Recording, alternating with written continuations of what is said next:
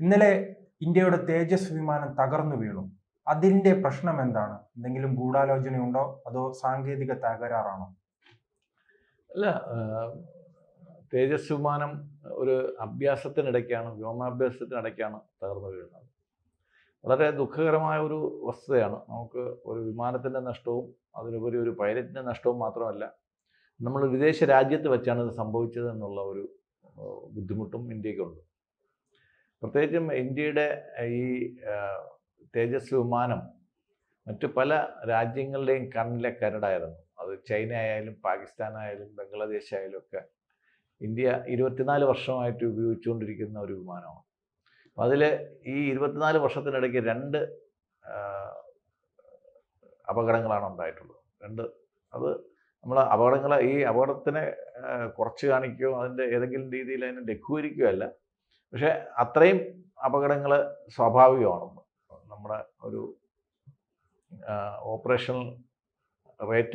ഓപ്പറേഷനിടയ്ക്ക് കാര്യം ഇന്ത്യ മറ്റ് രാജ്യങ്ങളെ അപേക്ഷിച്ചിട്ട് ധാരാളം സോർട്ടീസ് കൂടുതൽ പറക്കുന്ന ഒരു രാജ്യമാണ്. പരിശീലനത്തിന് വേണ്ടിയിട്ടായാലും അഭ്യാസ പ്രകടനങ്ങൾക്ക് വേണ്ടിയിട്ടായാലും. ഇതൊരു അഭ്യാസ പ്രകടനത്തിനിടയ്ക്ക് ഒരു മാനുവറിങ് എന്ന് പറയും. മാനുവറിങ്ങിന് ഇടയ്ക്ക് കൺട്രോൾ വിട്ടുപോകുന്നത് ഒരു വലിയ കാര്യമല്ല. നമ്മളൊരു ഓപ്പറേഷൻ നടത്തും പോലെ അല്ല. ഓപ്പറേഷൻ ആകുമ്പോൾ നമുക്ക് ടാർഗറ്റ് മാത്രമേ ഉള്ളൂ. ഇതാകുമ്പോഴത്തേക്ക് നമ്മൾ ഒരു ബാലൻസിങ് ഭയങ്കരമായിട്ടുള്ള അത്യാവശ്യമുള്ളൊരു കാര്യമാണ്. പല സമയത്തും നമുക്ക് ഇതേപോലെയുള്ള ഓപ്പറേഷനുകളുടെ ഇടയ്ക്കാണ് പലപ്പോഴും നമുക്ക് MiG-21 ഒക്കെ ഒരുപാട് നഷ്ടപ്പെട്ടിട്ടുള്ളത്. അപ്പോൾ അത് നമ്മുടെ ഓപ്പറേഷനിലായിട്ടുള്ള നമ്മളുടെ ആ ഒരു പ്രിപ്പയർനെസ്സിന് ഇത്തരം പരിശീലനങ്ങൾ അത്യാവശ്യം തന്നെയാണ്. പിന്നെ ഒരു എയർ ഷോയ്ക്ക് ഇടയ്ക്കാണ് നടന്നത്. പിന്നെ ഈ പറഞ്ഞ പോലെ ചൈനയുടെയോ മറ്റു എന്തെങ്കിലും വെപ്പൺസ് ഇതിനെതിരായിട്ട് ഉപയോഗിച്ചിട്ടുണ്ടോ, ഇത്തരം കാര്യങ്ങളൊക്കെ ഇനി വരുന്ന കോർട്ട് ഓഫ് എൻക്വയറിയിൽ മാത്രമേ അറിയാൻ പറ്റത്തുള്ളൂ. കാര്യം ചിലപ്പോൾ അങ്ങനെ ചില സാങ്കേതിക തകരാറുകളോ അങ്ങനെ എന്തെങ്കിലും പ്രശ്നങ്ങൾ ഉണ്ടാകും. എന്താണ് അതിൻ്റെ പ്രശ്നമെന്ന് ഇതുവരെയും നമുക്ക് പുറത്തു വന്നിട്ടില്ല. അതിൽ എന്തായാലും അതിൻ്റെ രഹസ്യം എന്തായാലും നമ്മൾ പുറത്തു വിടാനും പോകുന്നില്ല. പക്ഷേ സൈന്യത്തിനകത്ത് അത് വളരെ ജാഗ്രത ഉണ്ടാക്കുന്ന ഒരു കാര്യമാണ്. ഇനി ഇപ്പോൾ നമ്മളെ ഓരോ മിസ്റ്റേക്കുകളും നമുക്ക് സംഭവിക്കുമ്പോഴത്തേക്ക്, പ്രത്യേകിച്ചും ടെക്നിക്കൽ എറേഴ്സ് വരുമ്പോഴത്തേക്ക് അത് പിന്നീട് അത് ഒഴിവാക്കാൻ വേണ്ടിയിട്ടുള്ള മുൻകരുതലുകൾ എടുക്കുക എന്നുള്ളത് മാത്രമേ നമുക്ക്. ഇത്തരം സംഭവങ്ങളിൽ നിലവിലെ സാഹചര്യത്തിൽ വലിയ ജാഗ്രത പുലർത്തേണ്ട ഒരു സമയമല്ലേ? കാരണം ഇന്ത്യയിലെ റഫേൽ വിമാനം അടക്കമുള്ളവ പാകിസ്ഥാൻ വെടിവെച്ചിട്ടു എന്ന് പറഞ്ഞ് ദൃശ്യങ്ങൾ പരത്തുന്ന ഒരു കാലത്താണ് നാം ജീവിക്കുന്നത്. അതെ, ആ കാലത്ത് വിദേശ രാജ്യത്ത് പോയി ഇന്ത്യ തദ്ദേശീയമായി നിർമ്മിച്ച ഒരു വിമാനം, ഒരു യുദ്ധവിമാനം തകർന്നു വീഴുമ്പോൾ അത് വലിയ വീഴ്ചയല്ലേ? ഇല്ല, ഒരിക്കലും അല്ല. കാര്യം എന്ന് വെച്ച് കഴിഞ്ഞാൽ ഞാൻ പറഞ്ഞില്ലേ, ഈ 24 വർഷത്തിനിടയ്ക്ക് ഉണ്ടാകുന്ന 2 ആക്സിഡൻറ്റുകളിൽ ഒന്നാണത്. അപ്പോൾ അതൊരു വലിയൊരു പീരീഡിന് ഇടയ്ക്ക് നടന്ന ഒരു ചെറിയൊരു ഇൻസിഡൻ്റ് ആയിട്ട് മാത്രം നമ്മളത് കണ്ടാൽ മതി. കാര്യം മറ്റു രാജ്യങ്ങളിലെ പൈലറ്റുകൾക്ക് ട്രെയിനിങ് കൊടുക്കുന്ന ഒരു രീതിയിൽ വരെ ഇന്ത്യ എത്തിക്കഴിഞ്ഞിരിക്കുന്നു. UK ഉള്ള പൈലറ്റുകൾക്ക് ഇന്ത്യ ട്രെയിനിങ് കൊടുക്കുന്ന ഒരു രീതിയിലോട്ട് പോകുന്നു. അപ്പോൾ നമ്മുടെ പൈലറ്റുമാരുടെ കഴിവിലോ അല്ലെങ്കിൽ നമ്മുടെ ടെക്നീഷ്യന്മാരുടെ മികവിലോ ഒന്നും നമ്മൾ സംശയം പ്രകടിപ്പിക്കേണ്ട കാര്യമില്ല. പക്ഷേ ഇത്തരം സാഹചര്യങ്ങൾ, പ്രത്യേകിച്ച് മാനോവറിങ് എന്ന് പറയുന്ന ഒരു സംഭവം വെറുതെ ജസ്റ്റ് ഫ്ലൈയിങ് അല്ല. ഒരു വിമാനം തലകുത്തനെയും അത് തിരിച്ചും മറിച്ചും അങ്ങോട്ടും ഇങ്ങോട്ടും ഒക്കെ കറക്കി പിന്നെ സ്പൈറൽ ഫോർമേഷൻ അങ്ങനെ പല രീതിയിൽ എടുക്കുമ്പോഴത്തേക്ക് ഇത്തരം കാര്യങ്ങൾക്ക് ഉണ്ടാകാൻ വളരെ ഒരു ഫ്രാക്ഷൻ ഓഫ് സെക്കൻഡ് മതി നമുക്ക് ആ ബാലൻസ് നഷ്ടപ്പെടാൻ വേണ്ടിയിട്ട്. നമ്മുടെ പൈലറ്റുമാർ ട്രെയിൻഡാണ്. ഇത്തരം അവസരങ്ങൾ നമ്മളെ ട്രെയിനിങ്ങിൻ്റെ മികവിനെ കാണിക്കാനാണ് ഉപയോഗിക്കുന്നത്. എന്നാൽ പോലും ചിലപ്പോൾ നമുക്ക് MiG-21 ഒക്കെ നമുക്ക് ഏറ്റവും കൂടുതൽ നഷ്ടപ്പെട്ടിട്ടുള്ളത് ഇങ്ങനെയൊക്കെയുള്ള മാനോവറിങ്ങിൻ്റെ ഇടയ്ക്കാണ്. റെഗുലർ ഫ്ലൈയിങ്ങിൻ്റെ ഇടയ്ക്കല്ല, മാനോവറിങ് വരുമ്പോഴത്തേക്കായിരിക്കും നമുക്ക് നടന്നു പോകുന്നത്. ഇതൊരു സാധാരണ സംഭവമായിട്ട് കണ്ടാൽ മതി. പക്ഷേ ഇന്ത്യക്ക് വെളിയിൽ വെച്ച് ഒരു രാജ്യത്താണ് നടന്നു എന്നുള്ള രീതിക്കിടയ്ക്ക് നമുക്ക് എന്തെങ്കിലും ഡയറക്റ്റ് എനർജി വെപ്പൺ ഉപയോഗിച്ചിട്ടുണ്ടോ, ലേസർ വെപ്പൺ ഉപയോഗിച്ചിട്ടുണ്ടോ, മറ്റേതെങ്കിലും രാജ്യങ്ങൾ ഉൾപ്പെട്ടിട്ടുണ്ടോ, ഇതൊക്കെ നമ്മൾ ഇന്ത്യ അതെല്ലാം വിശദമായിട്ട് പരിശോധിക്കുന്നു. ഇത്തരം കാര്യം അവിടെ തന്നെ ഇവിടെ തന്നെ ഈ വിമാനത്തിൻ്റെ വെന്റ് ഔട്ടിലോട്ട് വന്ന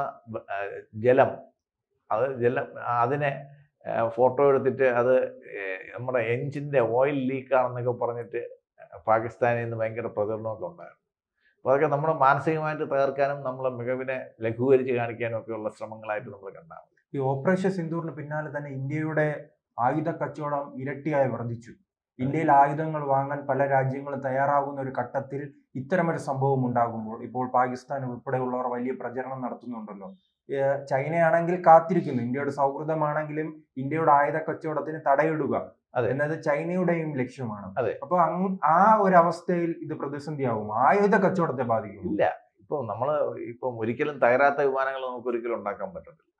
രണ്ട് രീതിയിലുണ്ടാവും. ഒന്ന് അതിന്റെ കാലപ്പഴക്കം കൊണ്ട് തകരാവാം, ടെക്നിക്കൽ എറർ കൊണ്ട് സംഭവിക്കാം, മൂന്ന് പൈലറ്റ് എറർ കൊണ്ട് സംഭവിക്കാം. ഇതിൽ ഏതാണ് ഇപ്പൊ കാലപ്പഴക്കത്തിലുള്ള സമയമായിട്ടില്ല, 24 വർഷങ്ങൾ എന്ന് കഴിഞ്ഞാൽ വലിയ കൂടുതലല്ല. പിന്നെ പൈലറ്റ് എററാണോ ടെക്നിക്കൽ എററാണോ എന്നുള്ള കാര്യം നമുക്ക് അറിയത്തില്ല. ഇത് മൂന്നുമല്ല, ഈ നമ്മളെ കൺട്രോളിന് പുറത്തു പോകുന്ന, അതായത് നെഗറ്റീവ് ഗ്രാവിറ്റിയിലോട്ട് നമ്മൾ പോകുമ്പോഴത്തേക്ക്, റിവേഴ്സ് ഗ്രാവിറ്റിയിലോട്ട് പോകുമ്പോഴത്തേക്ക് നമുക്ക് പൈലറ്റിന് ഉണ്ടാകുന്ന സ്വാഭാവികമായിട്ടുള്ള വീഴ്ചകൾ ഉണ്ടാവാറുണ്ട്. അത് നമുക്ക് ഒരു മനുഷ്യന് കൺട്രോൾ ചെയ്യാൻ പറ്റുന്നതിനേക്കാളും കൂടുതൽ കാര്യങ്ങൾ അവിടെ വരുമ്പോഴത്തേക്ക് അങ്ങനെ ഒരു ഫെയിലിയർ ഉണ്ടാവാം. ഇതൊരു നമുക്ക് വലിയ സംഭവമായിട്ട് നമ്മൾ ഇതിനകത്ത് കാണേണ്ടതില്ല.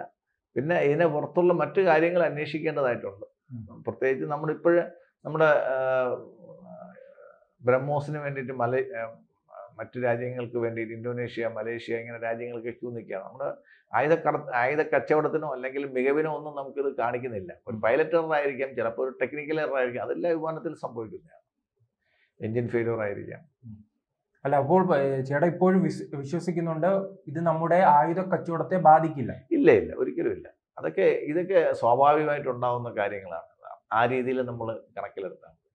അപ്പോൾ ഇതിന്റെ മറ്റൊരു ചോദ്യം ഇതുമായി ബന്ധപ്പെട്ടപ്പോൾ പാകിസ്ഥാനും വ്യാജ പ്രചരണം വലിയ രീതിയിൽ അത് തീർച്ചയായിട്ടും നമുക്കെതിരായിട്ട് പ്രചരണങ്ങളും വ്യാജ പ്രചരണങ്ങളും എല്ലാം നമ്മളെ ഒരു സ്കീംസ് തന്നെ ഇവരുണ്ടാക്കും. ചൈനയും പാകിസ്ഥാനും ബംഗ്ലാദേശും മറ്റു രാജ്യങ്ങളും എതിരായിട്ട് നിൽക്കുന്ന രാജ്യങ്ങളും. കാര്യം ഇന്ത്യ ഇങ്ങനെ ഒരു എക്യുപ്മെന്റ് വികസിപ്പിച്ചതിനകത്ത് ഈവൻ റഷ്യക്ക് പോലും അവർക്ക് ബുദ്ധിമുട്ടുണ്ട്. കാര്യം അവരെന്നും നമ്മൾ റഷ്യയിൽ നിന്നുള്ള എക്യുപ്മെന്റ്സ് വാങ്ങിക്കുമെന്നുള്ള രീതിക്കായിരുന്നു അവർ പോയിക്കൊണ്ടിരുന്നത്. ഇന്ത്യ സ്വന്തമായിട്ട് തേജസ് ഉണ്ടാക്കുമ്പോഴത്തേക്ക് എൻജിൻ സപ്പോർട്ട് ഒരു രാജ്യങ്ങളും നമുക്ക് തന്നില്ലായിരുന്നു.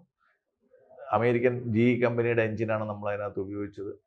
വളരെ ബുദ്ധിമുട്ടിയിട്ടാണ് നമ്മൾ ഈ മിഷൻ, എനിക്ക് തോന്നുന്നു 85 തുടങ്ങിയ മിഷനാണ് 2000 നമ്മൾ ഒരു വിമാനം ഉണ്ടാക്കിയെടുക്കുന്നത്. അപ്പം ദീർഘകാലം നമ്മളൊരു 30 വർഷത്തോളം നമ്മുടെ ശ്രമവും നമ്മുടെ പൈസയും നമ്മുടെ പ്രതീക്ഷകളും എല്ലാം ഈ ഒരു വിമാനത്തിലാണ്. അതിൻ്റെ അപ്ഗ്രേഡഡ് വെർഷൻസാണ് മാർക്ക് 1A മാർക്ക് 2 ഒക്കെ വരുന്നത്. ഇത് നമ്മളൊരു ബേസ് എഞ്ചിനാണ്. അതിന് നമ്മളിത് ഡെവലപ്പ് ചെയ്തുകൊണ്ട് ഇതിൻ്റെ ഡെവലപ്പിംഗ് സ്റ്റേജിലാണ്. തേജസ് ഇപ്പോഴും നമ്മൾ ഡെവലപ്പിംഗ് സ്റ്റേജിലാണ്. 24 വർഷം കഴിഞ്ഞിട്ട് നമ്മൾ അതിൻ്റെ 2ാമത്തെയും 3ാമത്തെയും വെർഷനിലോട്ട് പോവുകയാണ്. അതുപോലെ നമ്മൾ അടുത്ത് പോകുന്ന വിമാനങ്ങൾ നമ്മൾ സ്വന്തമായിട്ട് ഉണ്ടാക്കാൻ പോകുന്ന 5th, 6th ജനറേഷൻ എല്ലാം ബേസ് എന്ന് പറയുന്നത് ഇതിൽ നിന്ന് നമുക്ക് കിട്ടിയ അറിവും നമ്മുടെ പരിചയവും അതിനകത്തു നിന്ന് കിട്ടിയ നമ്മളെ പരിചയ സമ്പത്ത് നമുക്ക് അടുത്തുള്ള ഉദ്യമങ്ങളിലോട്ട് നമ്മൾ ഉപയോഗിച്ചുകൊണ്ടിരിക്കുകയാണ്. അതുകൊണ്ട് ഇതൊരു വലിയ വീഴ്ചയായിട്ട് നമ്മൾ കാണേണ്ട കാര്യം, ലഘൂകരിക്കുകയല്ല. പക്ഷേ ഇത് നമ്മളൊരു വലിയൊരു പ്രതിസന്ധി നമ്മുടെ മുമ്പ് നിൽക്കുന്നു എന്നുള്ള രീതിയിൽ നമ്മൾ പോയിട്ട് കാര്യമില്ല. കാര്യം GE എൻജിൻ വളരെ ടെസ്റ്റഡ് ആയിട്ടുള്ള എൻജിനാണ്. നമ്മുടെ ഏവിയോണിക്സ് വളരെ ടെസ്റ്റഡ് ആണ്. അപ്പോൾ പൈലറ്റിൻ്റെ എററും ആയിരിക്കത്തില്ല. പൈലറ്റിൻ്റെ ബിയോണ്ട് ദ കൺട്രോൾ എന്ന് പറയാം. പൈലറ്റിൻ്റെ കൺട്രോളിന് പുറത്തുള്ള കാര്യങ്ങളാണ് അതിനകത്ത് സ്വാഭാവികമായിട്ട് ഉണ്ടാകുന്ന ഒരു കാര്യം.